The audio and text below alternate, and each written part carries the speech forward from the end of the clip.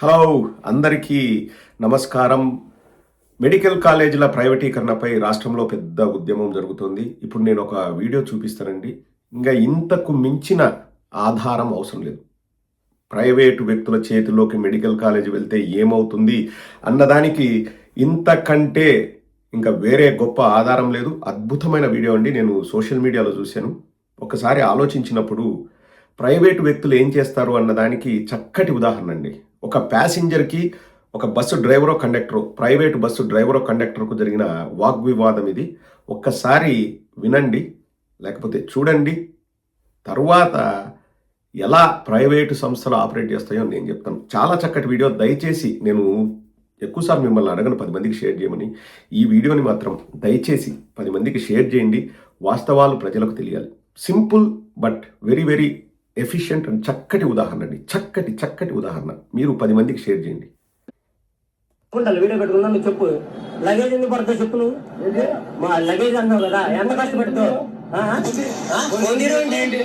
బెదిరిస్తాం కాదు, ఎందుకు పడుతుంది? చాలా సార్లు వేసుకెళ్ళే వేసుకొచ్చా. లగేజ్ పడ్డావు అదే పెడతాను, అదే పెడతానన్నా.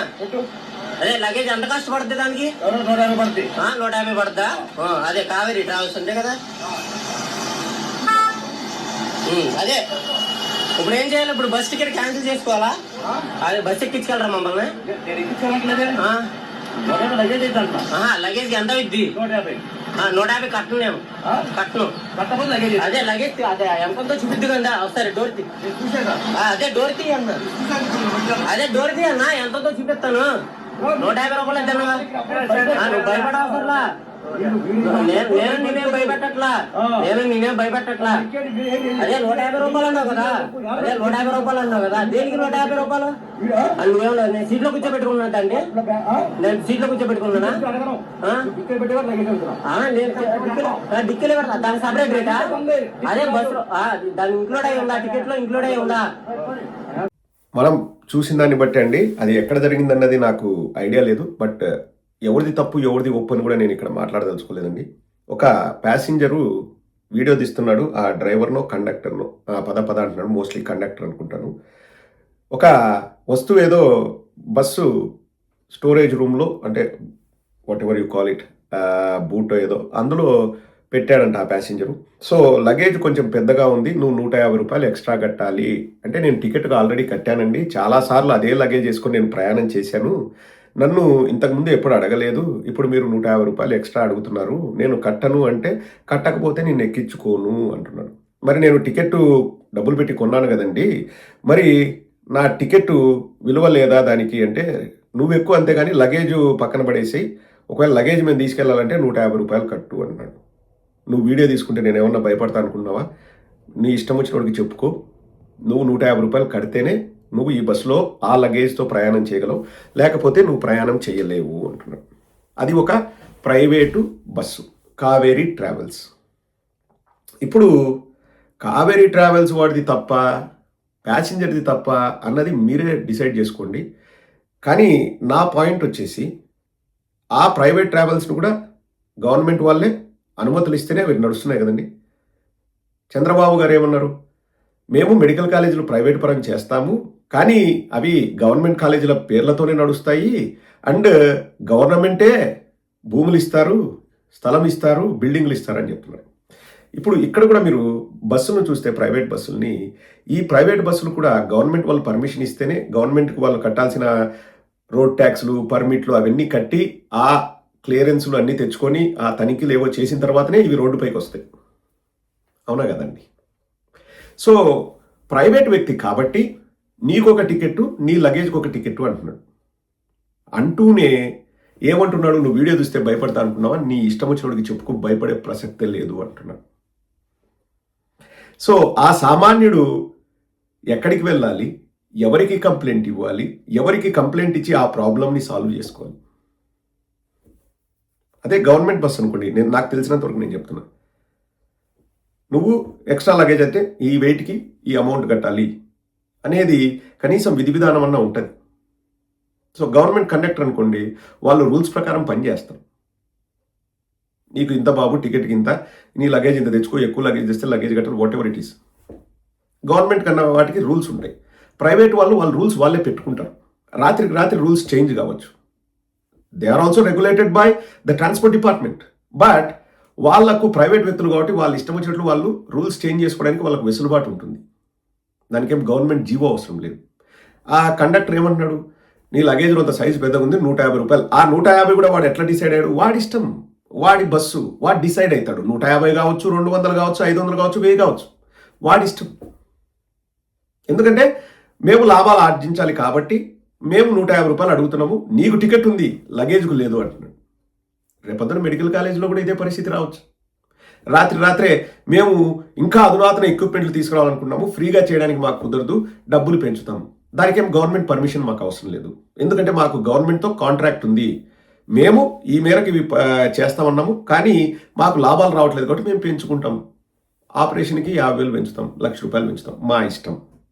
మీరు అడగడానికి వీల్లేదు. ఎందుకంటే మేము గవర్నమెంట్ ఆల్రెడీ మేము కొన్ని ఒప్పందాలు చేసుకున్నాము. ఇంకా మనం ఎవరికి కంప్లైంట్ ఇస్తామండి? ఏమని కంప్లైంట్ ఇస్తాం? ఎంతమందికి సామాన్యులకు ఎక్కడ కంప్లైంట్ ఇవ్వాలన్న ఐడియా అన్నా ఉంటుందండి? ఇప్పుడు ఆ ప్యాసింజరు ఆ ప్రైవేటు బస్సు పైన ఎవడికి కంప్లైంట్ ఇస్తాడు? ఎవడు యాక్షన్ తీసుకుంటాడు? ఎవడు అతనికి న్యాయం చేస్తాడు? మీరే చెప్పండి. మిమ్మల్ని అడుగుతున్నాను. మనమంతా కూడా సామాన్యులం కదండి. మనము ప్రయాణం చేసి గమ్యస్థానానికి టైంకు చేరుకోవాలన్నది మన ఐడియా ఉంటుంది. మళ్ళీ వాడికి ఏదో కంప్లైంట్ ఇచ్చి కంప్లైంట్ లెటర్ రాసి ఎక్కడికో తీసుకెళ్ళి, లేకపోతే ఇంకొక పోలీస్ దగ్గరికి తీసుకెళ్ళి, ఇంకొక ట్రాన్స్పోర్ట్ అధికారి దగ్గరికి తీసుకెళ్ళి, వాళ్లకు ఈ బస్సులకు ఏదైనా లాలూచి ఉండి ఈ ప్యాసింజర్ను పట్టించుకోకుండా ఆ 150 బదులు వాడికి ఒక 2,000 3,000 ఖర్చు అవుతుంది అన్నీ చేయాలంటే. ఇది వాస్తవ పరిస్థితి. దానికి బదులు వాడు గమ్యస్థానానికి చేరాలంటే రేపొద్దున వాడికి ఏదైనా వేరే ఊర్లో పని ఉందంటే 150 రూపాయలు ఇస్తాడు, బస్సు ఎక్కుతాడు. ఎవడు ఆ 150 రూపాయలు కట్టమని డిసైడ్ చేసింది? ఒక ప్రైవేటు బస్సుకు సంబంధించిన ప్రైవేటు కండక్టర్. పోనీ నీకు ఏమైనా టికెట్ ఇస్తాడా? దానికి ఏమైనా రిసిప్ట్ ఇస్తాడా?